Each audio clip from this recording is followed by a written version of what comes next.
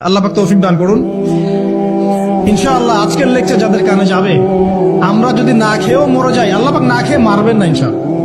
রিজিক আছে, খাবো ইনশাআল্লাহ। কিন্তু হয়তো বা অভাব হবে, টাকা পয়সা একটু কম হতে পারে, অন্যের 10 তলা ফ্ল্যাট হবে, আমার হবে না, ঠিক আছে, অন্যের এত বিঘা বিঘা জমি আমার হয়তো হবে না, কিন্তু ইনশাআল্লাহ তাআলা এই যে দুনিয়ার মুসাফিরের জীবনটা, এটা মুসাফিরের জীবন না, মুসাফিরের জীবনটা কেটেই যাবে ইনশাআল্লাহ। কাটবে না? যে কোনো ভাবে কেটে তো যাবেই ইনশাআল্লাহ।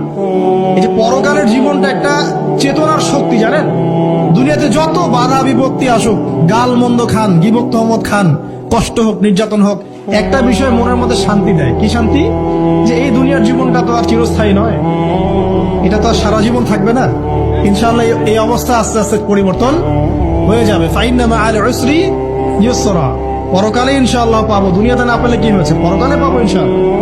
যুবক ভাই, এসব জেনা ছেড়ে দেন, আল্লাহ রাব্বুল আলামিন আপনার জন্য হুর রেখেছেন জান্নাত, ইনশাআল্লাহ পাবেন ইনশাআল্লাহ। এটা ছেড়ে দেন, সুদ ছেড়ে দেন, আল্লাহ পাক আপনার জন্য হাউজে কাউসার রাখছে ইনশাআল্লাহ, ঠিক আছে। অন্যায় পাপ ছেড়ে দেন, আল্লাহ রাব্বুল আলামিন আপনার জন্য জান্নাত রেডি করে রাখছেন।